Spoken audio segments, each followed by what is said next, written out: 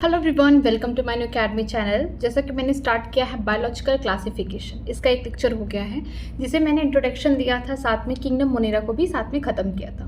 तो हमने देखा था कि जो पहले क्लासिफिकेशन होते थे वो किस पे होते थे, हमारे जो यूजेस हैं उस पे होते थे। फूड हो गया, खाने के लिए खाना, रहने के लिए जगह, पहनने के लिए कपड़ा, means food, shelter and clothing पे हो रहा था क्लासिफिकेशन। इसके बाद सबसे पहले कौन आए? अरिस्टोटल आए, जो पहली बार साइंटिफिक बेसिस पे क्लासिफिकेशन किया।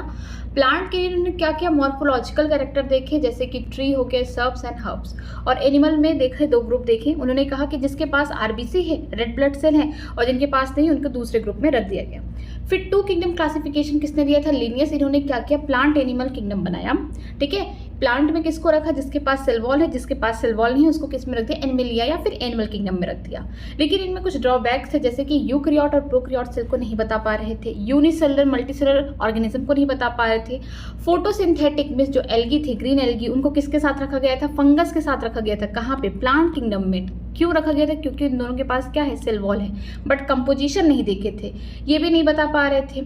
ठीक है, तो क्या हुआ कि काफ़ी टाइम तक जो टू किंगडम क्लासिफिकेशन इसको माना गया। लेकिन कुछ ऐसे भी ऑर्गेनिज्म थे ना प्लांट किंगडम में बिलोंग कर रहे थे, ना ही एनिमल किंगडम में। ठीक है, तो यहाँ पे प्रॉब्लम आया। फिर थ्री किंगडम किसने दिया था? थ्री किंगडम दिए थे हैकल, अंस हैकल ने दिए थे। इन्होंने किसको यहाँ पे इंट्रोड्यूस किया था? किंगडम प्रोटिस्टा को इंट्रोड्यूस किया था। इसके बाद फोर किंगडम की बात करते हैं, तो फोर किंगडम दिए थे कोपलैंड ने दिया था। और यहाँ पे किसको लेके आए थे? ये लेके आए थे किंगडम मोनेरा को लेके आए थे यहाँ पे।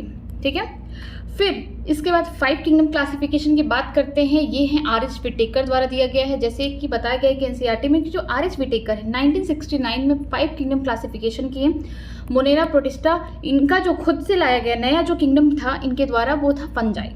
इसके बाद प्लांटी एनिमलिया। और सबसे खास बात ये भी लिखा गया है कि चाहे जो भी किंगडम बने टू किंगडम क्लासिफिकेशन के बाद, सब में प्लांट किंगडम और एनिमल किंगडम कांस्टेंट थे, मींस सबके किंगडम में ये दोनों थे, प्रेजेंट थे। फिर जो मेन क्राइटेरिया थी क्लासिफिकेशन को, इनके द्वारा जो दिया गया, क्या देखा गया? सेल का स्ट्रक्चर, कि सेल का स्ट्रक्चर कैसा है, प्रोकैरियोटिक सेल है कि बोल सकते हैं यूकैरियोटिक सेल है। बॉडी ऑर्गेनाइजेशन सेल का बना है, टिश्यू का बना है, ऑर्गन का बना कि ऑर्गन सिस्टम का बना है। मोड ऑफ न्यूट्रिशन कैसे है, ऑटोट्रॉपिक है, हेटेरोट्रॉपिक है। ठीक है, रिप्रोडक्शन ए सेक्सुअल करते हैं, सेक्सुअल करते हैं। और फाइलोजेनेटिक रिलेशनशिप, एक ऑर्गेनिज्म से दूसरे ऑर्गेनिज्म में क्या रिलेशन है। तो इनके द्वारा जो भी ये बॉक्स में दिए गए, हमने कल पढ़ा था कि सेल टाइप जो होते हैं प्रोकैरियोट की बात करते हैं, जिनका जो न्यूक्लियस है उनके ऊपर कोई भी न्यूक्लियर मेम्ब्रेन नहीं प्रेजेंट होता और उनके सेल में कोई भी सेल ऑर्गेनेल्स नहीं प्रेजेंट होते हैं, तो इन्हें प्रोकैरियोटिक सेल बोलते हैं। ठीक है, प्रोकैरियोटिक सेल मोनेरा में पाया जाता है। बाकी यूकैरियोटिक सेल जिनके पास उनके न्यूक्लियस के ऊपर न्यूक्लियर मेम्ब्रेन होते हैं और जितने भी सेल के ऑर्गेनल्स होते हैं वो सेल के अंदर प्रेजेंट होते हैं, तो उनको क्या बोलते हैं? Eukaryotic cell. तो यूकैरियोटिक सेल प्रोटिस्टा से लेकर एनिमलिया किंगडम तक था। सेल वॉल की बात करते हैं, जो मोनेरा है इनमें कोई भी सेलुलोज की सेल वॉल नहीं होती है। ठीक है, यहाँ पे बोल सकते हैं पेप्टोग्लाइकन की सेल वॉल होगी, किसमें? यू बैक्टीरिया में होगी। अगर हम बात करेंगे आर्की बैक्टीरिया में, उसमें होगा सीडोम्यूरिमिलिन का। ठीक है, प्रोटिस्टा में कुछ के पास सेल वॉल है, फंजाई में सबके पास सेल वॉल है। वो किसका बना है? काइटिन और पॉलीसेकेराइड का बना हुआ है। प्लांट किंगडम में सबके पास सेल वॉल है, किससे बने हुए? सेलुलोज से बने हुए हैं, हेमीसेलुलोज से बने हुए हैं, पैक्टिन से बने हुए हैं, प्रोटीन से बने हुए हैं, ढेर सारे अमीनो एसिड से बने हुए हैं। ठीक है, और एनिमल किंगडम में हम जानते हैं कोई भी सेल वॉल प्रेजेंट नहीं होता है। न्यूक्लियर मेम्ब्रेन की बात करते हैं, तो जो प्रोकैरियोटिक सेल है उनमें कोई न्यूक्लियर मेम्ब्रेन नहीं प्रेजेंट होगा, लेकिन यूकैरियोटिक सेल में सबके पास न्यूक्लियर मेम्ब्रेन प्रेजेंट होंगे। तो मोनेरा के पास कोई भी न्यूक्लियर मेम्ब्रेन नहीं है, लेकिन प्रोटिस्टा से लेके एनिमल किंगडम तक इन चारों में क्या है? न्यूक्लियर मेम्ब्रेन प्रेजेंट है। बॉडी ऑर्गेनाइजेशन की बात करते हैं कि बॉडी कैसे बनी हुई है। अगर बात करते हैं मोनेरा और प्रोटिस्टा की, तो दोनों ही ऑर्गेनिज्म की बॉडी में बस एक सेल होगा, इसीलिए इनको क्या बोला गया कि इनकी जो बॉडी ऑफ ऑर्गेनाइजेशन है वो सेलुलर लेवल पे है। बात करेंगे फंजाई में कि ढेर सारे जब सेल एक साथ इकट्ठा हो जाए और कॉमन फंक्शन करने लगे तो हम क्या बोलेंगे? वो टिश्यू जैसा है। ये मल्टी सेलर होंगे बट लूज टिश्यू होंगे, इनके बीच में क्या होगा? स्पेस होगा, इंटरसेलुलर स्पेस प्रेजेंट होंगी, इस तरीके से होंगे एक साथ सेल। ठीक है, बात करते हैं प्लांटी की, तो इनमें टिश्यू होगा, ऑर्गन होगा, लेकिन ऑर्गन सिस्टम नहीं प्रेजेंट होंगे। जो ऑर्गन और ऑर्गन सिस्टम किसमें प्रेजेंट है? एनिमल किंगडम में। मोड ऑफ न्यूट्रिशन की बात करते हैं कि मोनेरा एक ऐसा किंगडम है जिसमें सभी तरीके के मोड ऑफ न्यूट्रिशन आपको देखने को मिलते हैं, जैसे कि ऑटोट्रॉपिक हो गए, उनमें भी फोटोसिंथेटिक एंड कीमोसिंथेटिक। फोटोसिंथेटिक में सनलाइट के प्रेजेंस में खाना बनाते हैं और यहाँ से ऑक्सीजन निकलेगा, लेकिन कीमोसिंथेटिक में क्या होगा? केमिकल एनर्जी से खाना बनाएंगे, एनर्जी लेंगे और यहाँ पे कोई भी ऑक्सीजन नहीं निकलेगा। यहाँ पे सल्फर्स, यहाँ पे बोल सकते हैं सल्फाइड, सब कुछ ये सब निकलेगा, लेकिन ऑक्सीजन नहीं निकलेगा। बात करेंगे हेटरोट्रॉपिक का। हेटरोट्रॉपिक का मतलब होता है कि किसी और से डायरेक्टली या इनडायरेक्टली फूड लेना, एनर्जी लेना, ठीक है। सेप्रोफिटिक की बात करते हैं कि ऐसे ऑर्गेनिज्म जो डेड और डिकेइंग मैटर से अपना खाना ले रहे हैं। पैरासिटिक की बात करते हैं ऐसे ऑर्गेनिज्म जो लिविंग ऑर्गेनिज्म के ऊपर, उनके बॉडी के सरफेस के ऊपर या फिर बॉडी के अंदर, ठीक है, जो बॉडी के सरफेस के ऊपर होंगे उसे एक्टोपैरासाइट बोलेंगे, और जो बॉडी के अंदर होंगे इन्हें क्या बोलेंगे, एंडोपैरासाइट बोलेंगे। जो एक्टोपैरासाइट होंगे वो बॉडी के ऊपर अपने होस्ट से सारे न्यूट्रिएंट लेंगे और उससे बीमारी भी कॉज कर सकते हैं, ठीक है। अगर बॉडी के अंदर है इसे हम क्या बोलेंगे, एंडोपैरासाइट। इसके अलावा एक सिम्बायोसिस रिलेशनशिप होता है, जैसे कि हम बता सकते हैं कि जो राइजोबियम बैक्टीरिया है, ये बैक्टीरिया क्या करती है कि जो लेग्यूमिनस प्लांट है उनके रूट्स के साथ एक म्यूचुअल रिलेशनशिप बनाती है और वहाँ पे काम क्या करती है, नाइट्रोजन का फिक्सेशन कराती है प्लांट के अंदर, ठीक है। आगे देखते हैं प्रोटिस्टा के अंदर, देखते हैं ये ऑटोट्रॉपिक अगर हैं तो फोटोसिंथेटिक होंगे, कीमोसिंथेटिक नहीं होंगे। लेकिन हेटरोट्रॉपिक हैं तो ये खाना किसी और से लेंगे, ठीक।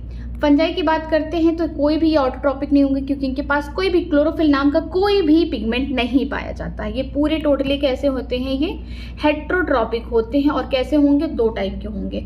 एक होंगे सेप्रोफिटिक जो डेड डिकेइंग मैटर से अपना खाना लेंगे, दूसरा है पैरासिटिक जैसे कि बीमारी कॉज करते हैं, रिंगवॉर्म वगैरह, ठीक है। आगे देखते हैं प्लांट में हम जानते हैं कि इनके पास क्या होता है, इनकी पत्तियों में, इनकी लीफ में क्या पाया जाता है, क्लोरोफिल पाया जाता है, जिसकी हेल्प से क्या करते हैं, फोटोसिंथेसिस करते हैं और ये खाना अपना खुद बनाते हैं। और जितने भी अर्थ पे जितने भी लोग हैं या जितने भी ऑर्गेनिज्म हैं सबको ये खुद खाना प्रोवाइड करते हैं। पहला काम तो इनका ये है। दूसरा ये क्या करते हैं, ऑक्सीजन, जो ऑक्सीजन है पूरा इसका लेवल बढ़ाते, क्योंकि अगर प्लांट नहीं रहेंगे तो हमें ऑक्सीजन भी सही से नहीं मिलेगा। एनिमल किंगडम की बात करते हैं तो यहाँ पे हेट्रोट्रॉपिक होंगे क्योंकि एनिमल खाना खुद नहीं बनाते हैं, दूसरों से लेते हैं डायरेक्टली या इनडायरेक्टली, ठीक है। होलोजिक का मतलब जो खाना निगल निगल के खाते हैं, ठीक है। दूसरा सेप्रोफिटिक के जो डिकेइंग मैटर से अपना खाना लेते हैं।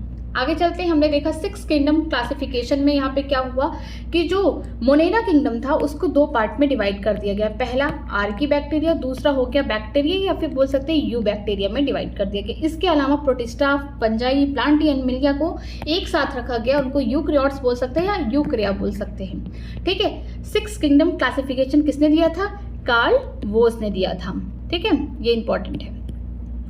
आगे देखते हैं, आगे कुछ ऐसी बातें बताई गई हैं जो पहले के क्लासिफिकेशन में किया गया था, मिस 2 किंगडम क्लासिफिकेशन में किया गया था। जैसे कि प्लांट में बात करते हैं, यहाँ पे प्लांट में कौन कौन होंगे, मॉसेस हो गए, फर्न और जिम्नोस्पर्म, एंजियोस्पर्म, ये तो प्लांट के अंदर आते हैं। लेकिन बैक्टीरिया, ब्लू ग्रीन एल्गी, जो कोई एल्गी नहीं है, ये क्या है, बैक्टीरिया है। साइनोबैक्टीरिया, फंगस, इनके पास सेल वॉल था, इसीलिए इनको पहले प्लांट किंगडम में रख दिया गया, ठीक है। इसके अलावा हम देखते हैं कि जो ब्लू ग्रीन एल्गी है, साइनोबैक्टीरिया है, ये कैसे हैं, प्रोकैरियोट्स हैं, ठीक है। लेकिन इनको फिर इनको किस ग्रुप में रखा गया है, जहाँ पे यूकैरियोट्स भी प्रेजेंट हैं। प्लांट की बात करते हैं जैसे कि मॉसेस हो गया, फर्न हो गया, जिम्नो, एंजियोस्पर्म, ये कैसे यूकैरियोटिक सेल है इनके पास, ठीक है। इसके अलावा हम देखते हैं कि जो यूनिसेलुलर ऑर्गेनिज्म है उनको मल्टीसेलुलर ऑर्गेनिज्म के साथ रख दिया गया। जैसे एग्जांपल क्लैम्नोडोमोनास, ये क्या है, यूनिसेलुलर ऑर्गेनिज्म है। और स्पाइरो वगैरह क्या है, मल्टीसेलुलर ऑर्गेनिज्म में एक साथ इनको रखा गया क्योंकि इनके पास क्या है, सेल वॉल प्रेजेंट है, ठीक है। आगे देखते हैं कि कोई भी हेट्रोट्रॉपिक हो गया, ऑटोट्रॉपिक प्लांट में कोई भी डिफरेंशिएशन नहीं था क्योंकि उनके पास सेल वॉल था, बस इसी के हिसाब से रख दिया गया। लेकिन उनका कंपोजिशन अगर देखा गया तो जो भी प्लांट्स है वो उनके पास जो सेल वॉल है किससे बना हुआ है, सेलुलोज से बना हुआ है। लेकिन अगर हम बात करते हैं फंगस की तो वो किससे बना हुआ है, काइटिन और पॉलीसेकेराइड से बना हुआ है। फिर बाद में देखते हैं कि जितने भी प्रोकैरियोटिक ऑर्गेनिज्म हैं उनको एक ग्रुप में रखा गया है किंगडम मोनेरा के अंदर, ठीक है। जितने भी यूनिसेलुलर, एक सेल के बना हुआ यूकैरियोटिक ऑर्गेनिज्म है उनको किसके अंदर रखा गया, प्रोटिस्टा के अंदर रखा गया है। पहले क्लैम्नोडोमोनास और क्लोरेरा को एक साथ रखा गया था एल्गी के साथ प्लांट में क्योंकि इनके पास सेल वॉल था। लेकिन ये यूनिसेलुलर होने की वजह से, इनकी बॉडी में सिर्फ एक सेल होने की वजह से फिर इनको कहाँ ला के रखा गया, किंगडम प्रोटिस्टा के पास ला के रखा गया, जो आज हम लोग पढ़ेंगे, ठीक है। फिर देखते हैं कि पैरामीशियम, अमीबा, ये दोनों ही क्या है, ऑर्गेनिज्म है, लेकिन ये यूनिसेलुलर है, इनके पास कोई सेल वॉल नहीं है। सेल वॉल नहीं था इसीलिए इनको कहाँ रख दिया गया था, पहले गलती से कहाँ रखा गया था, एनिमल किंगडम में, और इनके पास कोई सेल वॉल नहीं था। लेकिन बाद में देखा गया कि इनके पास, इनके बॉडी में बस इनके एक ही सेल है, ठीक है, यूकैरियोटिक यूनिसेलुलर है ये, इसलिए इनको बाद में कहाँ लेके आया गया, प्रोटिस्टा किंगडम में ला के रखा गया। इसके अलावा जो फंगस के लिए एक अलग सेपरेट उनके लिए नया किंगडम बना, किसने बनाया, आरएच व्हिटेकर ने बनाया। आगे देखते हैं कि आगे चल के और भी क्लासिफिकेशन होंगे, क्राइटेरिया और भी बदली जाएगी, क्योंकि जितना ज़्यादा इंप्रूवमेंट होगा, जितना अच्छे से हम और चीज़ों को देखेंगे, जैसे मॉर्फोलॉजिकल, फिजियोलॉजिकल, रिप्रोडक्टिव सिमिलरिटी के अलावा अगर हम लोग फाइलोजेनेटिक रिलेशनशिप भी देखते हैं तो इससे क्या होगा, और भी हम इम्प्रूव कर सकते हैं फील्ड को। ठीक है, अब बात करते हैं किंगडम मोनेरा की। तो किंगडम मोनेरा में सिर्फ बैक्टीरिया का अकेला मेंबर है जो इसका पार्टिसिपेट किया इसमें। ठीक है, इसके अलावा आप जानते हैं कि जो बैक्टीरिया होता है हर जगह पाया जाता है, चाहे आप एक मुट्ठी पानी ले लीजिए या फिर आप सॉइल ले लीजिए, चाहे कुछ भी ले लीजिए, आपके नेल्स के अंदर बैक्टीरिया, आप जहाँ कहीं बैठे वहाँ पे बैक्टीरिया है, जहाँ पे बहुत गर्मी है, जहाँ पे बहुत ठंड है वहाँ बैक्टीरिया। यहाँ पे लिखा गया है कि वो बहुत ज़्यादा एक्सट्रीम या हार्श बोल सकते हैं, हार्श हैबिटेट में ये सर्वाइव कर सकते हैं। क्यों कर सकते हैं? क्योंकि इनका जो सेल वॉल है उसका कंपोजिशन डिफरेंट है। ठीक है, उसी वजह से सर्वाइव कर जाते हैं। इसके अलावा आप बोल सकते हैं बैक्टीरिया को 4 कैटेगरी में डिवाइड किया, किसके अकॉर्डिंग? शेप के अकॉर्डिंग। ठीक है, अगर स्पेरिकल शेप को आपको दिख रहे हैं बैक्टीरिया इस टाइप के, तो आप बोल सकते हैं इसको क्या बोलेंगे? कोकस बोलेंगे। अगर बैसिलस शेप के रॉड लाइक शेप हैं तो हम इसे क्या बोलेंगे? बैसिलस बोलेंगे। अगर कॉमा शेप के बैक्टीरिया दिख रहे हैं तो हम इसे क्या बोलेंगे? विब्रम बोलेंगे। अगर स्पाइरल शेप के बैक्टीरिया हैं उसको हम क्या बोलेंगे? स्पाइरुलम। ये डायग्राम भी आप देख सकते हैं। बैसिलस में आपको इंडोस्पोर मिलेंगे, अंदर की तरफ स्पोर। ठीक है, अगर हम बात करते हैं स्पाइरुला तो इनमें स्पाइरल शेप तो है लेकिन साथ में इनके पास क्या है? फ्लैजिला प्रेजेंट है। ठीक है, इस तरीके से फ्लैजिला प्रेजेंट है। और कॉमन शेप में हम बोल सकते हैं विब्रो। आगे देखते हैं बैक्टीरिया जो है बाहर से अगर आप देखेंगे तो इसका स्ट्रक्चर कितना सिंपल है, लेकिन वो उसका बिहेवियर कितना कॉम्प्लेक्स है, बहुत तरीके से काम कर सकता है। अगर हम देखते हैं बैक्टीरिया को ऑर्गेनिज्म के तौर पे नहीं, अगर हम बैक्टीरिया को ग्रुप में देखते हैं, किसमें? ग्रुप में देखते हैं, तो इनके पास मोस्ट एक्सटेंसिव मेटाबॉलिक डाइवर्सिटी देखने को मिलती है। मींस कि ये जो बैक्टीरिया होते हैं ऑटोट्रॉप्स की तरह भी काम कर सकते हैं, हेटरोट्रॉप्स की तरह काम कर सकते हैं। ऑटोट्रॉप्स में अगर खाना सनलाइट की प्रेजेंस में बना रहे हैं इनऑर्गेनिक सबस्ट्रेट को लेकर तो कैसे होंगे? फोटोसिंथेटिक होंगे। अगर खाना बोल सकते हैं केमिकल एनर्जी की प्रेजेंस में बना रहे हैं, ठीक है, यहाँ पे कोई सनलाइट का कोई रोल नहीं है, तो कैसे होंगे? कीमोसिंथेटिक होंगे। इसमें तो ऑक्सीजन निकलेगा लेकिन कीमोसिंथेटिक में कोई ऑक्सीजन नहीं निकलेगा। ज़्यादा करके जो बैक्टीरिया की जो मेजॉरिटी है, बोल सकते हैं ज़्यादा करके जो बैक्टीरिया प्रेजेंट है अर्थ पे वो कैसे हेटरोट्रॉप्स हैं, जो दूसरों पे डिपेंड है खाना लेने के लिए। या तो सेप्रोफिटिक होंगे जो डेड और डिकिंग से ले रहे हैं, या तो पैरासिटिक होंगे। मोस्ट ऑफ द बैक्टीरिया की बात की गई है। इनमें भी 2 टाइप के हैं, एक आर्की बैक्टीरिया, दूसरा है क्यूब बैक्टीरिया। अगर हम लोग आर्की बैक्टीरिया की बात करते हैं तो इसे हम बोल सकते हैं फॉल्स बैक्टीरिया। ठीक है, या बोल सकते हैं प्रिमिटिव टाइप ऑफ बैक्टीरिया, जो बहुत पहले की बैक्टीरिया है। ठीक है, ये जो बैक्टीरिया होती हैं आर्की बैक्टीरिया के कहीं भी सर्वाइव कर सकती है, चाहे बहुत बोल सकते हैं बहुत सलाइन एरिया है, बहुत साल्टी एरिया, हेलोफाइल्स है, हॉट स्प्रिंग जहाँ पे बोल सकते हैं टेम्परेचर बहुत ज़्यादा है, थर्मो एसिडोफिल्स बोल सकते हैं, मार्शी एरिया जहाँ दलदली एरिया है, ठीक है, वहाँ पे भी रह सकते हैं मैथनोजेंस। ठीक है, जो आर्की बैक्टीरिया दूसरे बैक्टीरिया से क्या डिफरेंट है? इनका जो सेल वॉल है या बोल सकते हैं सेल वॉल का जो स्ट्रक्चर है वो डिफरेंट है, उसका कंपोजिशन अलग है। ठीक है, डिफरेंट है, इसी वजह से ये हर जगह सर्वाइव कर जाते हैं, चाहे कैसा भी कितना हार्ड सिचुएशन क्यों ना हो। ठीक है, अगर बात करते हैं मैथनोजन से, ठीक है, ये मैथनोजन जो होते हैं रूमिनेंट एनिमल, बात करते हैं काऊ, बफेलो, इनका जो बोल सकते हैं गट वाला जो पार्ट है स्टोमच का, उसमें रूमिनेंट जो होता है एक पार्ट है पेट का उनके स्टोमच का, वहाँ पे प्रेजेंट होते हैं ताकि जो भी उसने खाया है चारा, जो भी ग्रासेस खाए हैं उसमें जो सेलुलोज प्रेजेंट है उसका ब्रेक डाउन कराना। और जहाँ पे भी गाय भैंस होंगी वहाँ पे जरूर होगा क्या? काऊ डंग, बफेलो डंग। तो उसमें से जो स्मेल आता है, ठीक है, उसके स्क्रीटा से जो स्मेल आता है किसकी वजह से आता है? मैथनोजन की वजह से आता है, वहाँ पे भी बहुत ज़्यादा पाए जाते हैं। और मैथनोजन जो होते हैं ये प्रोडक्शन कराते हैं किसका? बायोगैस का। और मीथेन इनमें क्या होता है? बहुत ज़्यादा इसका जो बायोगैस होता है एक ही गैस से नहीं बना होता है। बायोगैस जो होता है इनमें बहुत सारे कंपोजिशन होते हैं, जैसे मीथेन होगा, CO2 हो गया, ठीक है, इसमें हाइड्रोजन हो गया, लेकिन जो मीथेन होगा इसका अमाउंट बोल सकते हैं ज़्यादा, इसका परसेंटेज ज़्यादा है। आगे देखते हैं यू बैक्टीरिया को हम बोल सकते हैं ट्रू बैक्टीरिया, ये सच्चे बैक्टीरिया हैं। इनमें हम बोल सकते हैं कि हज़ारों डिफरेंट टाइप के आपको यू बैक्टीरिया देखने को मिलते हैं। इनके पास हार्ड सेल वॉल प्रेजेंट होता है। इसके अलावा अगर ये मोटाइल है तो इनके पास क्या पाया जाएगा? फ्लैजिला। अगर हम बात करते हैं साइनोबैक्टीरिया की या फिर ब्लू ग्रीन एल्गी की, इनके पास क्या है? एक बहुत खास चीज़ है जो कि आपको हायर प्लांट्स में देखने को मिलते हैं, क्या? Chlorophyll A. इसी क्लोरोफिल ए की वजह से जो साइनोबैक्टीरिया है या फिर हम बोल सकते हैं ब्लू ग्रीन एल्गी, ये कोई एल्गी नहीं है, बैक्टीरिया है, इसका बस नाम रख दिया गया है कि ब्लू ग्रीन एल्गी, ये कैसा काम करेगी? फोटोसिंथेटिक ऑटोट्रॉपिक, मीन्स की सनलाइट की प्रेजेंस में खाना बनाना अपना स्टार्ट कर देगी। इसके अलावा हम बोल सकते हैं कि जो साइनोबैक्टीरिया यूनिसेलुलर है, सीधी सी बात, अगर किंगडम मोनेरा में रखा गया तो एक ही सेल से इनकी बॉडी बनी हुई है। कॉलोनीज के फॉर्म में भी हो सकते हैं साइट देखिए इस तरीके से कॉलोनीज बना सकते हैं और इनके ऊपर कवरिंग भी कर सकते हैं, किसकी, जेनेटियस कवरिंग कर सकते हैं, ठीक है, इसके सीट की। फिलामेंटस फॉर्म में हो सकते हैं, जैसे ये स्ट्रक्चर जो दिया गया ये फिलामेंट्स, यहाँ पे बोल सकते हैं थ्रेड लाइक स्ट्रक्चर है, इस तरीके से भी यहाँ पे प्रेजेंट हो सकते हैं। Fresh water, marine water, terrestrial हर जगह पाए जाते हैं, ठीक है। इसके अलावा जो उनकी कॉलोनीज होती हैं किससे सराउंडेड होती हैं, ये इंपॉर्टेंट है, किससे, जिलेटिनियस सीड से होती हैं। लेकिन अगर हम बात करते हैं फिलामेंट की, यहाँ पे देखिए फिलामेंट जो है इसके ऊपर भी कवरिंग है, लेकिन ये किसकी कवरिंग है, म्यूसिजिनस सीड की है, ये इंपॉर्टेंट है, ठीक है। इसके अलावा आप देखेंगे जहाँ भी पानी बहुत गंदा है, पॉल्यूटेड वाटर है, वहाँ में आप देखेंगे पूरा उस एरिया का जो वाटर होगा पूरा ग्रीन होगा और उसमें से कुछ बबल्स जैसे निकलेंगे, किसकी वजह से निकलेंगे, साइनोबैक्टीरिया की वजह से निकलेंगे। जो भी उसमें ऑर्गेनिज्म होंगे वो भी उनकी डेथ हो जाएगी, क्यों, क्योंकि उनको सफिशिएंट ऑक्सीजन नहीं मिल रहा है। पूरा एरिया अगर पानी में कवर है तो अंदर के जो ऑर्गेनिज्म होंगे वो तो मर ही जाएंगे ना, क्योंकि उनको पानी सही से नहीं मिल रहा है। तो पॉल्यूटेड वाटर में कोई भी ऑर्गेनिज्म सर्वाइव नहीं कर सकता है। क्यों नहीं कर सकता, क्योंकि लैक ऑफ ऑक्सीजन, उसे सही से ऑक्सीजन नहीं मिल रहा है, ठीक है। आगे देखते हैं कि कुछ, ये इंपॉर्टेंट है, सम ऑफ द ऑर्गेनिज्म, कुछ ऑर्गेनिज्म ऐसे होते हैं जो क्या करते हैं, नाइट्रोजन का फिक्सेशन कराते हैं, क्योंकि उनके पास एक स्पेशल टाइप का सेल होता है जिसे बोलते हैं हेट्रोसिस्ट, और किस में देखने को मिलता है, नॉस्टॉक और एनाबेना में। जैसे एग्जांपल दिया है किसका, नॉस्टॉक का, फिलामेंटस ब्लू ग्रीन एल्गी है ये। यहाँ पे देखिए इस तरीके से फिलामेंट्स के फॉर्म में इसका पूरा स्ट्रक्चर दिया गया है। यहाँ पे देखिए हेट्रोसिस्ट सेल है, यहाँ पे भी हेट्रोसिस्ट सेल है। इनका मेन काम क्या है, जो भी एटमॉस्फेयर में नाइट्रोजन उनका फिक्सेशन कराना। लेकिन उसके अगल बगल भी सेल हैं, ये देखिए इनको बोलते हैं वेजिटेटिव सेल। हम जानते हैं साइनोबैक्टीरिया के पास क्या है, क्लोरोफिल ए पाया जाता है, जिसकी वजह से फोटोसिंथेसिस कर सकते हैं। तो यहाँ पे जो ये वाले सेल हैं ये क्या करेंगे, फोटोसिंथेसिस करेंगे, सनलाइट की प्रेजेंस में खाना खुद बनाएंगे। आगे देखते हैं, आगे है कीमोसिंथेटिक ऑटोट्रॉपिक, मीन्स ये केमिकल एनर्जी को लेकर अपना खाना बनाएंगे। ऐसे बैक्टीरिया जो इनऑर्गेनिक सबस्ट्रेट को ले रहे हैं, जैसे कि नाइट्रेट, नाइट्राइट, अमोनिया, जिससे क्या बनाएंगे, अपना खाना बनाएंगे, एनर्जी लेंगे, एटीपी, और यहाँ पे कोई भी ऑक्सीजन नहीं निकलेगा। जो ये बैक्टीरिया होती है क्या करती है, जो भी न्यूट्रिएंट है उसको रिसाइकिल कराती है। जैसे कि एग्जांपल है नाइट्रोजन हो गए, फॉस्फोरस हो गए, आयरन की जो साइकिल है उसको रिसाइकिल कराना। मीन्स कि अगर आयरन कहीं पे यूज़ किया गया तो उसको कहीं ना कहीं सॉइल में लाना पड़ेगा, फिर उसको बाहर करना पड़ेगा, ठीक है। जैसे फॉस्फोरस है, फॉर एग्जाम्पल फॉस्फोरस हो गया, नाइट्रोजन हो गया। नाइट्रोजन हमारे एटमॉस्फेयर में बहुत ज़्यादा प्रेजेंट है, ठीक है। तो यहाँ से जो भी एटमॉस्फेयर से नाइट्रोजन आएंगे, यहाँ पे कहाँ पे जाएंगे, लेग्नस प्लांट के रूट में। कौन कराएगा, राइजोबियम नाम की बैक्टीरिया क्या करेगा, फिक्सेशन।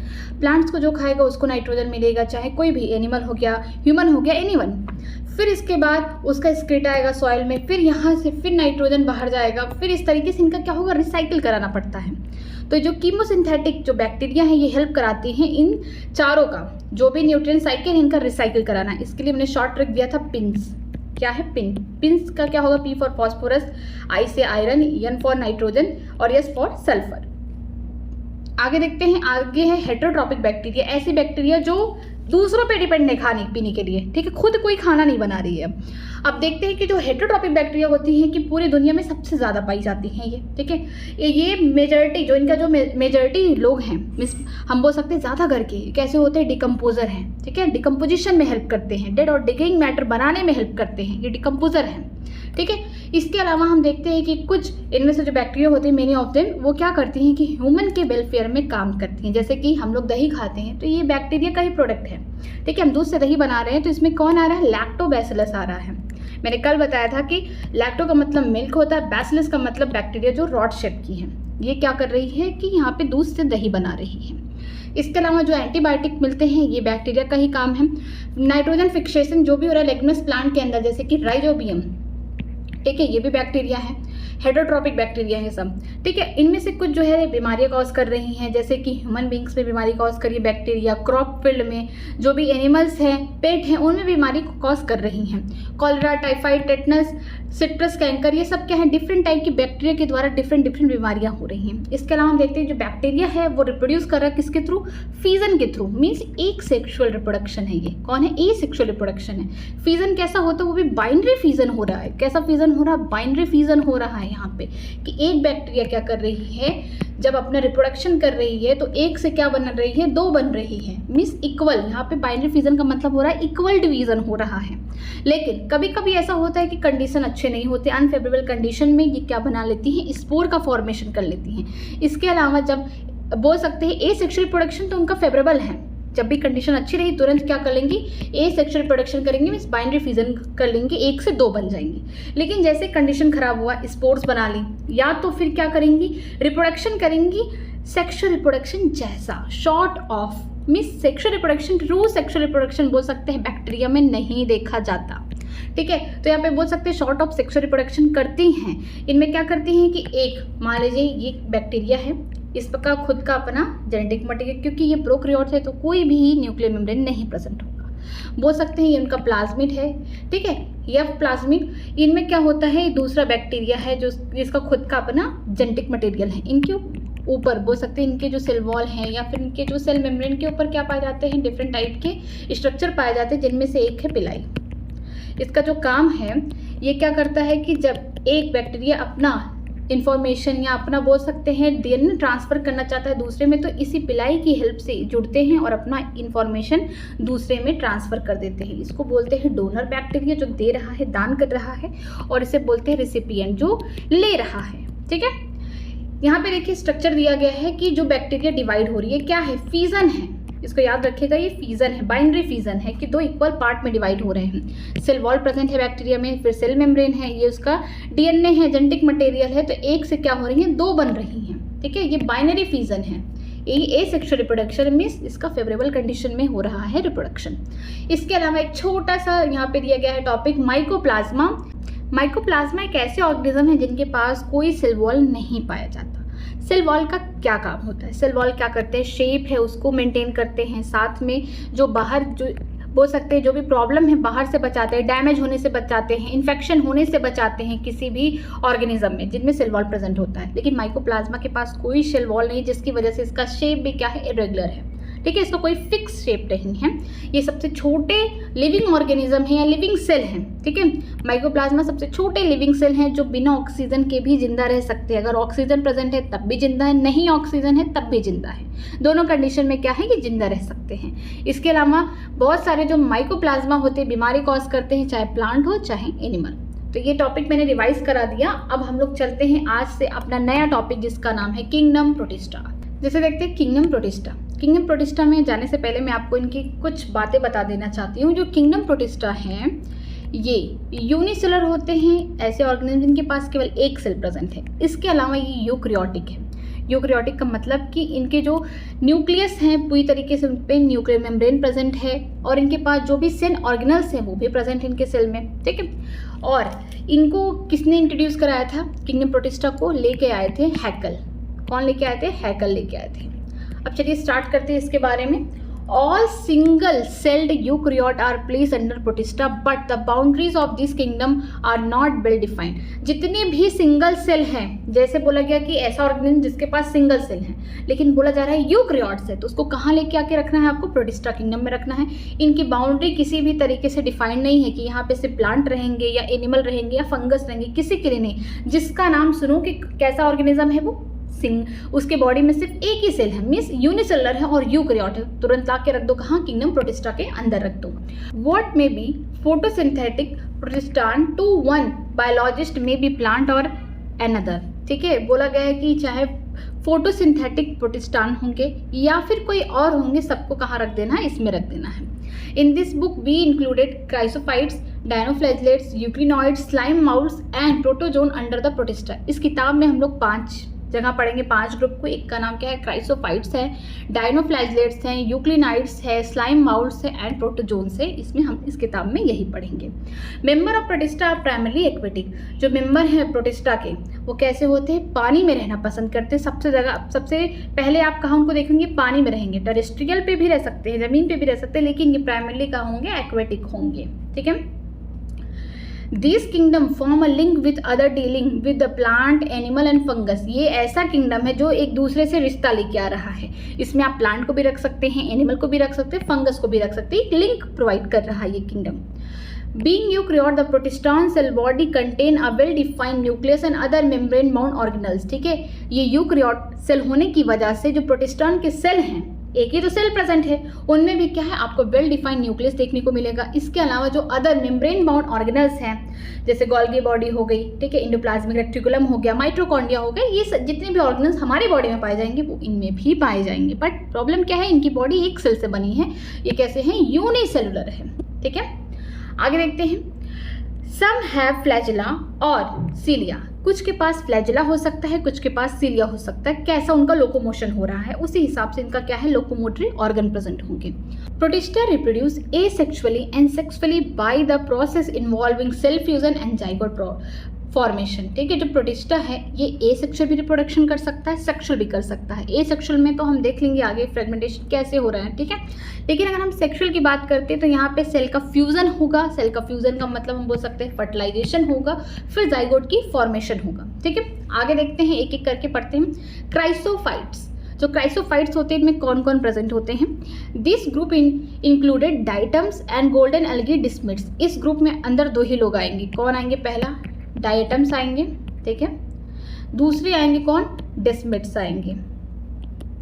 डिस्मिट्स को हम क्या बोलते हैं, गोल्डन एल्गी, बाहर से देखने में कैसे लगेंगे, सुनहरे रंग के, जिस कलर का मैंने कपड़ा पहना है इसी को बोलते हैं गोल्डन कलर, ठीक है। तो इसी टाइप के ये दिखेंगे, ये डेस्मिट्स हैं।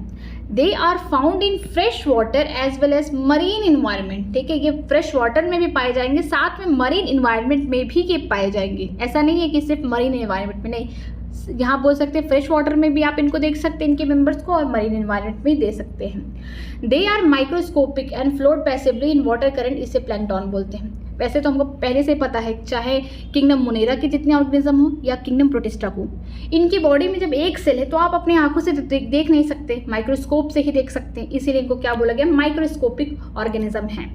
लेकिन इनमें खास बात ये है कि ये पानी के अंदर तो रहते ही हैं। अगर पानी का फ्लो, मान लीजिए ये किसी बोल सकते हैं रिवर में है, फ्रेश वाटर का मतलब रिवर हो सकता है, लेक हो सकता है, पॉन्ड हो सकता है, ये फ्रेश वाटर है। मरीन का मतलब सी हो सकता है, ओशन हो सकता है। तो जैसे मान लीजिए रिवर में प्रेजेंट है, तो रिवर का फ्लो अगर इस डायरेक्शन में है तो ये भी इसी डायरेक्शन में फ्लो करेंगे, इसी को बोलते हैं पैसिव फ्लो, इसी को बोलते हैं पैसिवली फ्लो करना, और इसी को क्या बोलते हैं, प्लैंकटन। क्या बोलेंगे, प्लैंकटन बोलेंगे। अगर हम बात करते हैं नेक्टन का, एक और वर्ड है, इसको देख लीजिए। नेक्टर में क्या होता है कि पानी का फ्लो इधर है, मान लीजिए रिवर है या कोई भी वाटर स्ट्रीम है, ये कहाँ फ्लो कर रहा है, इस डायरेक्शन में, लेकिन जो भी ऑर्गेनिज्म होगा उसके अपोजिट जाएगा, तो इसे बोलते हैं नेक्टम, या फिर बोल सकते हैं एक्टिव फ्लो। यहाँ पे एनर्जी भी रिक्वायर्ड होती है, ओके। यहाँ पे कोई एनर्जी नहीं लिखती प्लैंकटन में, ठीक। Most of them are photosynthetic, ज़्यादा करके कैसे हैं, फोटोसिंथेटिक है, खाना खुद बनाना पसंद करते हैं। In diatoms the cell wall form are two thin overlapping shell which fit together as a soap box. अगर हम डाइटम्स की बात करते हैं, इनकी बात करते हैं, तो इनके पास क्या है, सेल वॉल प्रेजेंट है, जो किस तरीके से है, एक के ऊपर एक ओवरलैप की, इस तरीके से। मान लीजिए ये यहाँ पे सेल वॉल है तो ये इसके ऊपर इस तरीके से ओवरलैप किया हुआ है, ठीक है, इस तरीके से एक के ऊपर दूसरा है। मान लीजिए एक के ऊपर इस तरीके से दूसरा है, ओवरलैप है, जुड़ा हुआ है, ठीक है, और एक दूसरे की तरह इस तरीके से फिट है, जैसे कि हम बोल सकते हैं सोप बॉक्स। सबके पास होगा साबुदानी, जिसमें साबुन रखा जाता है, नहाने वाला या कपड़ा धुलने वाला, जो भी है, ठीक है। तो उस तरीके से इनका सेल वॉल क्या है, एक दूसरे के ऊपर ओवरलैप है। मान लीजिए नीचे वाला पार्ट है तो ऊपर वाला भी इस तरीके से पार्ट है, ताकि ओवरलैप हो सके पूरी तरीके से। The walls are embedded with silica and thus the walls are indestructible, मतलब कि इनकी जो वॉल है जो एक दूसरे के ऊपर ओवरलैप हुई हैं, ठीक है, एक तरीके से। किसकी बनी हुई है, सिलिका की बनी हुई है। किसकी, सिलिका की बनी हुई है, जो कि तोड़ना बहुत ही ज़्यादा मुश्किल है, मीन्स ये टूटती ही नहीं है, ठीक। Thus the diatoms have left behind large amount of the cell wall deposit in their habitat. This accumulation over the billion of the year refers to as the diatomaceous earth, ठीक है।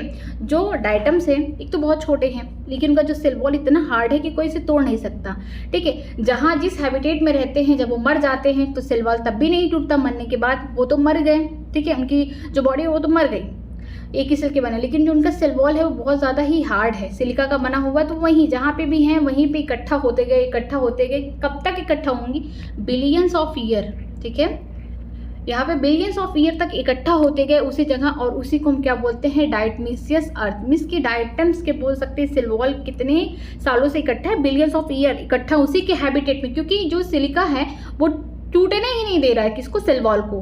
तो इसी वजह से इसको हम क्या बोलते हैं, डायटोमिसियस अर्थ बोलते हैं। बीइंग ग्रिटी मींस टच करने में क्या है, थोड़ा सा बोल सकते हैं रफ टाइप के हैं। बीइंग ग्रिटी दिस, कौन से, जो उनके सॉइल हैं, बोल सकते हैं जो डायटोमिसियस अर्थ की बात की जा रही, इनकी बात। Being greeting this soil is used for polishing, filtration of oil and syrup. थोड़े से टच करने में रफ है, लेकिन ये जो डायटोमिसियस अर्थ है इनका इस्तेमाल पॉलिशिंग में, फिल्ट्रेशन ऑफ ऑयल और सिरप में किया जा सकता है। Diatoms are the chief producer in the ocean. जो डाइटम्स होते हैं सबसे ज़्यादा प्रोडक्शन करते हैं किसमें, ओशन के अंदर, ठीक है। ओशन के अंदर सबसे ज़्यादा प्रोडक्शन करते हैं। क्या प्रोडक्शन करते हैं, फोटोसिंथेसिस करते हैं, ज़्यादा खाना बनाते हैं, ज़्यादा एटीपी रिलीज करते हैं, यही इसी को बोलते हैं सबसे ज़्यादा प्रोडक्शन करते हैं। नेक्स्ट चलते हैं, नेक्स्ट है डायनोफ्लैजेलेट्स के बारे में पढ़ते हैं। These organism are mostly marine and photosynthetic, ठीक है। जो डायनोफ्लैजेलेट में ऐसे ऑर्गेनिज्म आते हैं जो कैसे होते हैं, मोस्टली मरीन है, फ्रेश वाटर में नहीं पाए जाते, याद रखिएगा। कहाँ पाए जाएंगे, मरीन इन्वायरमेंट में पाए जाएंगे। और ये कैसे होते हैं, फोटोसिंथेटिक होते हैं, मीन्स अपना खाना खुद बनाते हैं, इनमें पिगमेंट्स पाए जाते हैं। They appear yellow, green, brown, blue और red depending on the main pigment present in their cell, ठीक है। इनके पास डिफरेंट टाइप के पिगमेंट पाए जाते हैं, येलो हो गया, ग्रीन हो गया, ब्राउन हो गया, ब्लू हो गया, रेड हो गया, ठीक है। कहाँ प्रेजेंट है ये जो पिगमेंट्स है, इनके जो मेन सेल है उस पर प्रेजेंट है। अगर आपको कलर नहीं याद हो रहे तो लूडो तो सबने खेला होगा, लूडो किंग, तो उनमें क्या होती है, 4 कलर होती है, रेड होता है, ठीक, ग्रीन होता है, ब्लू होता है और येलो होता है, लेकिन आपको अलग से ब्राउन याद करना पड़ेगा।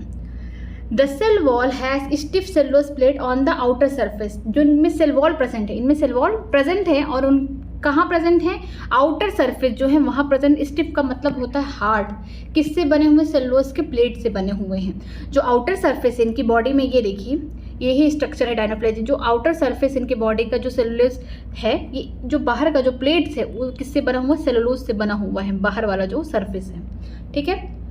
Most of them have 2 flagella, one lies longitudinally and the others transversely in the furrow between the wall plate, ठीक है। ज़्यादा करके जो भी मेंबर है डायनोफ्लैजेलेट्स के, उनके पास 2 फ्लैजिला पाए जाते हैं, एक लॉन्गिट्यूडनल एक्सिस पे है, दूसरा ट्रांसवर्स एक्सिस पे है। कहाँ प्रेजेंट है, जो गैप है फैरो बिटवीन वॉल्स प्लेट है उनके बीच में। जैसे इस स्ट्रक्चर में देख सकते हैं कि ये जो गैप है, गैप का मतलब, फैरो का मतलब होता है गड्ढा, थोड़ा डेप्थ, ठीक है। तो यहाँ प्रेजेंट है, एक लॉन्गिट्यूडनल है, दूसरा कैसा होगा, ट्रांसवर्स होगा, इस तरीके से होगा। लॉन्गिट्यूडनल एक्सिस से प्रेजेंट है, दूसरा ट्रांसवर्स एक्सिस से प्रेजेंट है। और जो इनमें प्लेट है इनकी, वो किससे बनी हुई है, जो प्लेट है सेलुलोज की बनी हुई है, हार्ड स्टिफ है ये, ठीक है। आगे देखते हैं, आगे लिखा गया है, very often red dinoflagellate example Gonyaulax undergo such a rapid multiplication that make the sea appear red, red tides बोलते हैं, ठीक है। इनमें इतना ज़्यादा रिप्रोडक्शन होता है जहाँ पे मरीन इन्वायरमेंट में रहेंगे कि पूरा एरिया कवर कर लेंगे, लाल लाल लाल, ठीक है। जैसे एग्जाम्पल हो गया गोनैक्स, ठीक है। इतना ज़्यादा मल्टीप्लिकेशन कर देंगे कि आप सी को कहेंगे क्या, रेड सी या रेड टाइल्स बोलेंगे, क्योंकि पूरा जो समुद्र है, पूरा जो सी है, पूरा इन्हीं से भर चुका है। इनमें इतना तेज बोल सकते हैं रिप्रोडक्शन होता है।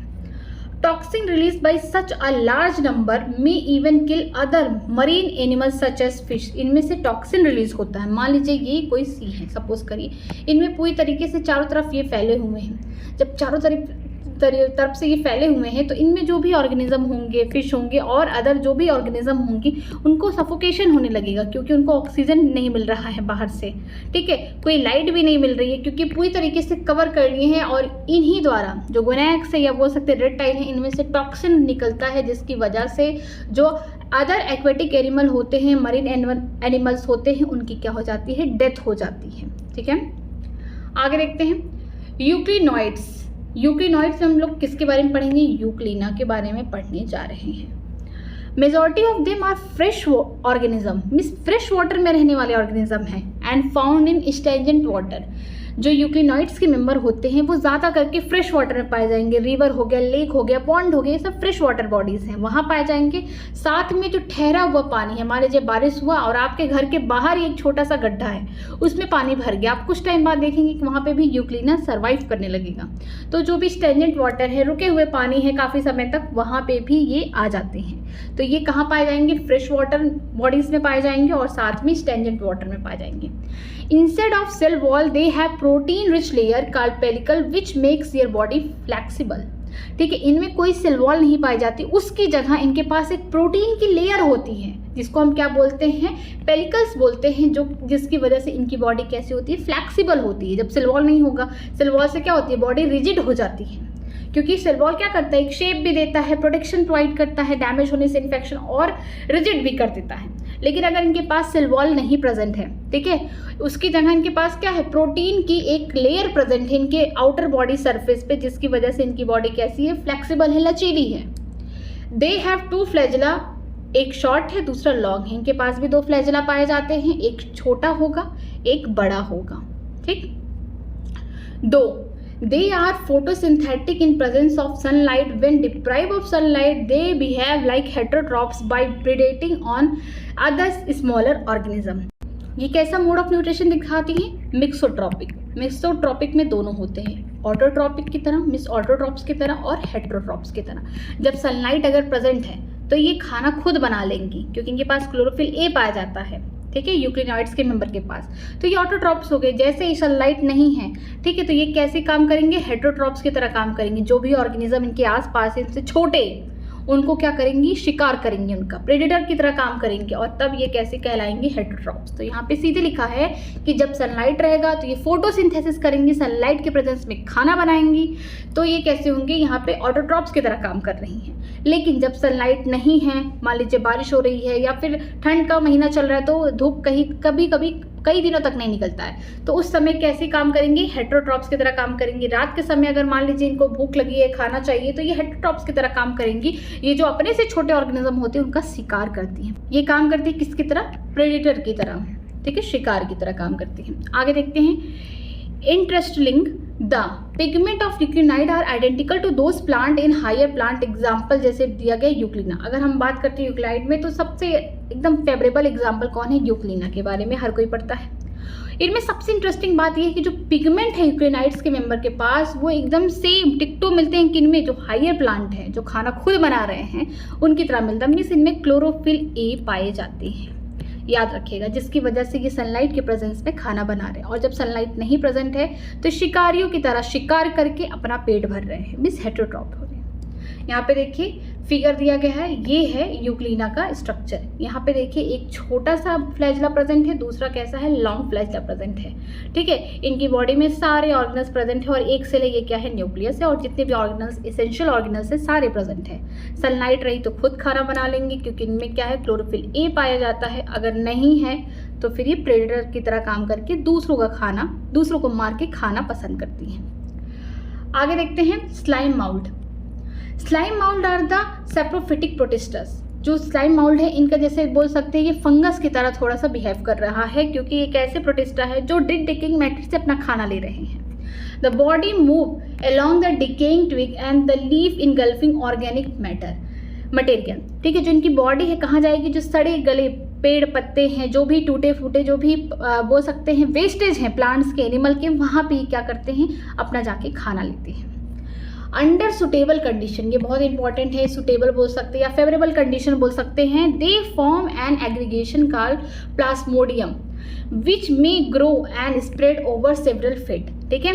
यहाँ पे बोल सकते हैं जो स्लाइम माउल्ड हैं, ये क्या करते हैं, जब इनका बहुत अच्छा दिन चल रहा है, सुहाना दिन चल रहा है, बोल सकते हैं फेवरेबल कंडीशन चल रहा है, सुटेबल कंडीशन चल रहा है, ये क्या करते हैं, एग्रीगेशन बनाते हैं इकट्ठा, और सेवरल फीट क्या करते हैं, ग्रो कर जाते हैं इस तरीके से, ठीक है।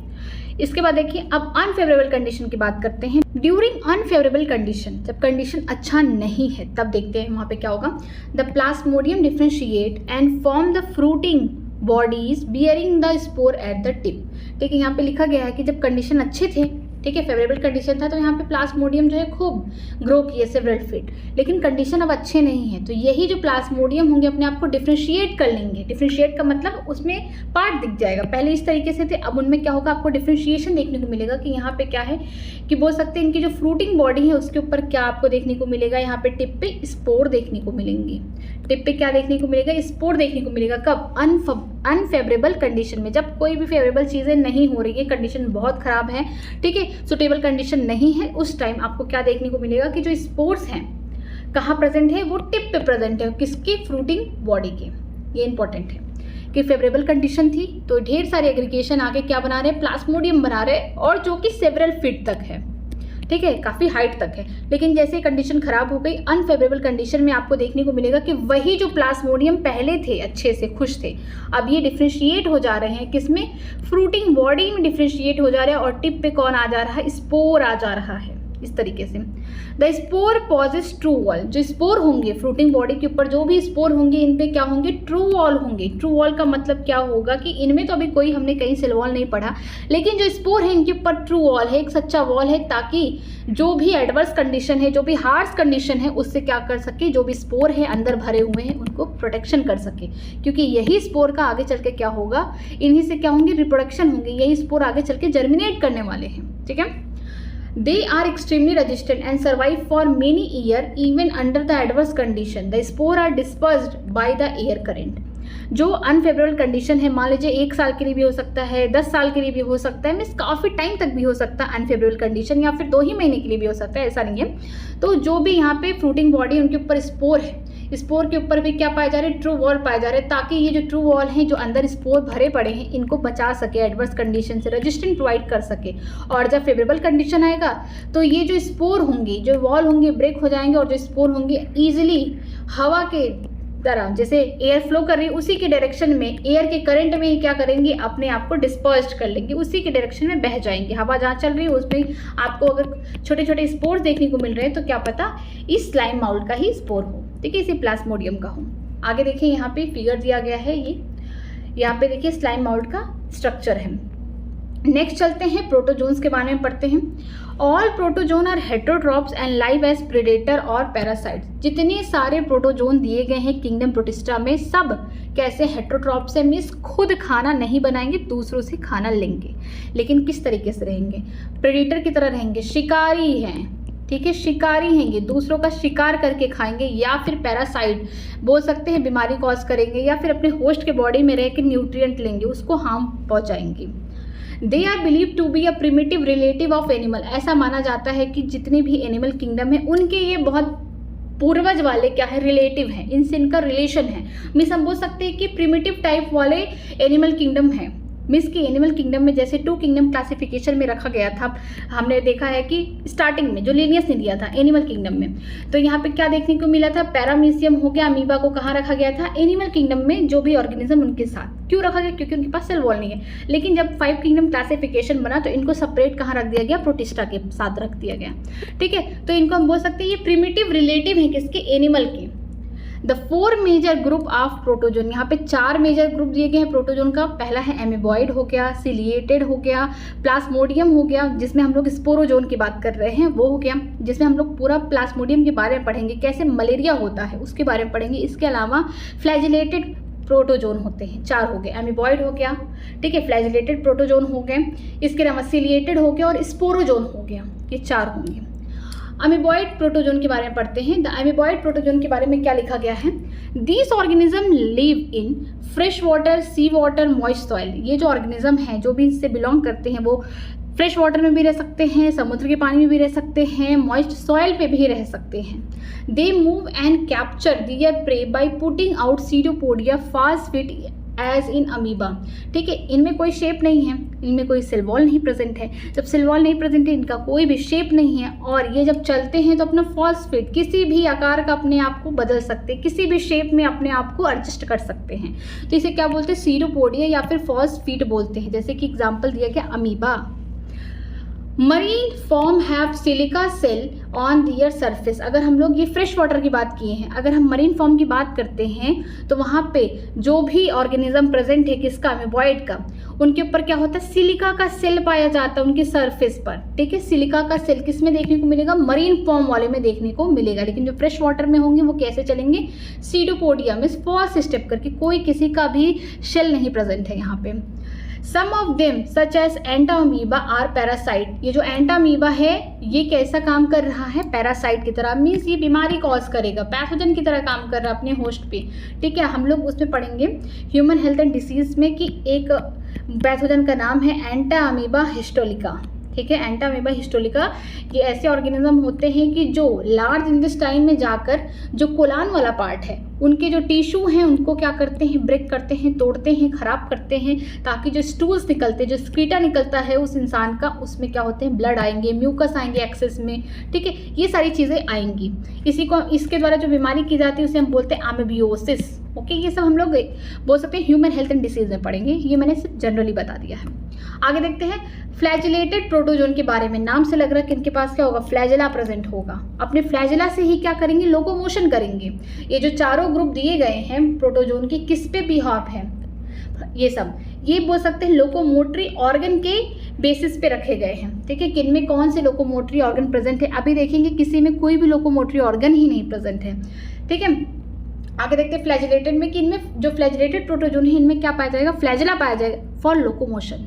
Okay, the member of this group are either free living or parasitic. जो मेंबर है इन ग्रुप के या तो फ्री लिविंग होंगे, इन्वायरमेंट में फ्रीली पाए जाएंगे, किसी के साथ कोई रिलेशन नहीं होगा, या तो अगर पाए भी जाएंगे तो कैसे होंगे, पैरासाइट की तरह होंगे, अपने होस्ट की बॉडी पे रहेंगे, शेल्टर लेंगे, फूड लेंगे और वहीं उसको हार्म पहुंचाएंगे, नुकसान पहुंचाएंगे।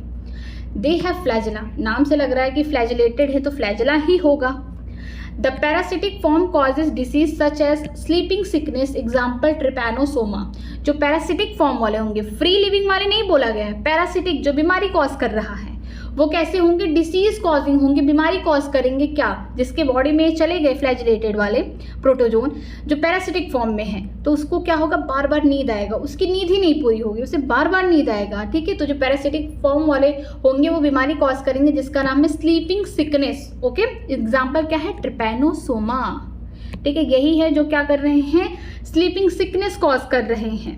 नेक्स्ट चलते हैं सिलिएटेड प्रोटोजोन के बारे में। नाम से लग रहा है कि इसमें सीलिया प्रेजेंट होगा एज ए लोकोमोटरी ऑर्गन, ठीक है। सिलिएटेड प्रोटोजोन में देखते हैं they are aquatic actively moving organism because of the presence of 1000 of cilia. जो सिलिएटेड प्रोटोजोन होते हैं ये पानी के अंदर होते हैं और ऐसे ऑर्गेनिज्म पानी में क्या करते हैं, सीलिया की मदद से, हजारों सीलिया, इनके पास एक सीलिया नहीं हजारों सीलिया हैं, जिसकी वजह से पानी में एक्टिवली मूव करते रहते हैं हर वक्त, ठीक है। They have a cavity gullet that open to the outer side of the cell surface। ऐसा क्यों लिखा, सेल वॉल क्यों नहीं लिखा, हम तो जानते हैं कि ये प्रिमिटिव हैं, किसके रिलेटिव है, शुरुआती के रिलेटिव किसके, एनिमल के। जो एनिमल किंगडम में हम लोग पढ़ेंगे आगे, उनके क्या है, ये संबंधी है, उनसे रिलेशन है, तो इनके पास सेल वॉल तो होगा ही नहीं, क्योंकि हम जानते हैं जितने भी एनिमल किंगडम है उनके पास कोई सेल वॉल नहीं प्रेजेंट होता है।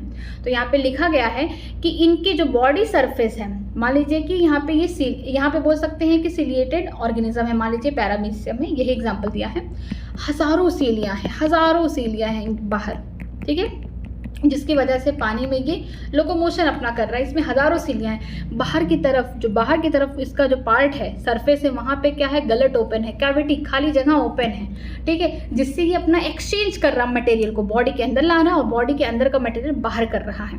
तो ये जो कैविटी है या गलट है, ये कहाँ ओपन हो रहा है, सेल के सरफेस के बाहर ओपन हो रहा है। The coordinated movement of the row of the cilia causes the water laden with the food to be steer into the gullet। ठीक है, इनमें coordinated movement का मतलब ये होगा कि सीलिया, मान लीजिए ये ऑर्गेनिज्म है, सीलिया अगर इधर मूव कर रहा है आगे की तरफ, तो सारे जितने हजारों सीलिया होंगे एक ही डायरेक्शन में मूव करेंगे। तो इसीलिए लिखा कोऑर्डिनेटेड मूवमेंट हो रहा है रो का, सीलिया का, ताकि खाने को क्या कर सके, अपने गलेट के थ्रू अपने बॉडी के अंदर ले सके। ठीक है, पानी में ही तो रहते हैं, पानी से ही, जो पानी के अंदर जो भी उनका खाना होगा पानी के अंदर ही होगा, तो उन अपनी सीलिया से क्या करेंगे, मूव करेंगे, आगे की तरफ मूव करेंगे, और जो भी खाना होगा पानी के अंदर, जो भी खाना होगा उनका वाटर लैडन विथ फूड, यहाँ पे वाटर लैडन का मतलब होता है पानी में उनका फूड जो है उसको क्या करेंगे, अपने गलेट के थ्रू अंदर लेंगे सीलिया की हेल्प से। सीलिया ही क्या कराता है, उनका यूनिडायरेक्शनल फ्लो कराएगा। एग्जाम्पल जैसे दिया है पैरामीशियम, ठीक है, ये है यहाँ पे स्ट्रक्चर दिया है पैरामीशियम। देखिए ये सैंडल जैसा एक स्ट्रक्चर है, इस तरीके से क्या है, फीमेल जो सैंडल पहनती है उनकी तरह ये स्ट्रक्चर है। कभी कभी हम इसको बोल सकते हैं कि ये सैंडल जैसे स्ट्रक्चर है, एनसीईआरटी में भी नहीं लिखा है, लेकिन पैरामीशियम को ऐसा बोला जाता है क्योंकि इसका स्ट्रक्चर देख के। यहाँ पे आपको छोटी छोटी बाहर की तरफ आपको क्या देखने को मिले, हजारों सीलियाँ हैं, जिसकी वजह से ये लोकोमोशन कर पाएगा पानी में। मान लीजिए वाटर है, अब खाना मान लीजिए यहाँ है, तो सीलिया फटाफट मूव कराएगी, एक ही डायरेक्शन में फटाफट मूव कराएगी, और इसका ये जो गलट है, ये कैविटी है, ताकि इस खाने को अपने अंदर ले सके। ठीक है। सबसे खास बात ये होता है इनमें कि इनमें 2 न्यूक्लियस पाए जाते हैं, एक माइक्रोस्कोपिक छोटा, एक होगा मैक्रोस्कोपिक। जो माइक्रोस्कोपिक होंगे ये रिप्रोडक्शन में हेल्प करेंगे, जो बड़ा वाला न्यूक्लियस होगा मैक्रोस्कोपिक ये न्यूट्रिशन मीन्स खाने में हेल्प करेगा। तो यहाँ पे आपको 2 ही चीज़ याद रखना है कि इनमें जो भी सील है इनका काम क्या है, ये गलेट का काम क्या है, और जो ये मैंने न्यूक्लियस बताया है एक माइक्रोस्कोपिक जो क्या करेगा, जो छोटा वाला न्यूक्लियस होगा रिप्रोडक्शन में हेल्प करेगा, जो बड़ा वाला होगा वो न्यूट्रिशन में हेल्प करेगा। नेक्स्ट चलते हैं, स्पोरोजोन्स के बारे में पढ़ते हैं। स्पोरोजोन से लग रहा है कि स्पोर जैसी फीलिंग आ रही है, नाम से ही लग रहा है स्पोरोजोन, ठीक है। इनमें सबसे खास बात है कि इनमें कोई भी लोकोमोटरी ऑर्गन नहीं प्रेजेंट है, कोई भी लोकोमोटरी ऑर्गन इनमें नहीं प्रेजेंट होता है, याद रखना। स्पोरोजोन्स पे क्या दिया गया है, this include diverse organism that have infectious spore like stage in their life cycle, ठीक है। ये डिफरेंट टाइप के ऑर्गेनिज्म में अपनी इन्फेक्शियस जो उनकी बोल सकते हैं इन्फेक्शन कॉज करने वाला जो भी लाइफ साइकिल है उनमें कैसे होते हैं, स्पोर लाइक स्टेज आता है। कैसे स्टेज आता है, स्पोर लाइक स्टेज आता है, जिसकी वजह से इनका नाम क्या रखा गया, स्पोरोजोन्स रखा गया है। The most noxious is the Plasmodium malaria parasite which causes malaria, a disease which has stinging effect on the human population. Plasmodium शब्द यहाँ पे भी लिखा गया है और Plasmodium शब्द हमने कहाँ पढ़ा था, स्लाइम माउल्ड में। तो ये दोनों डिफरेंट है, सेम नहीं है। ये दूसरा प्लास्मोडियम है, जब सुटेबल कंडीशन आ रही है तो अपने आप को ग्रो कर रहे हैं, और ये क्या बना रहे, प्लास्मोडियम बना रहे, खुशी खुशी हैं। अब जैसे ही कंडीशन खराब आ रहा है तो यही प्लास्मोडियम क्या कर रहे हैं, अपना फ्रूटिंग बॉडी बना के ऊपर स्पोर बना रहे हैं, और उस पर क्या है, ट्रू वॉल आ रहा है, जिसकी वजह से जो भी स्पोर है अंदर उनको प्रोटेक्शन प्रोवाइड किया जाए। जब उनका सुटेबल कंडीशन आएगा तो स्पोर क्या हो जाएंगे, डिस्पर्स्ड हो जाएंगे एयर करंट से। तो ये दूसरे प्लास्मोडियम है। लेकिन अगर हम बात करते हैं स्पोरोजोन्स में तो ये दूसरे प्लास्मोडियम है।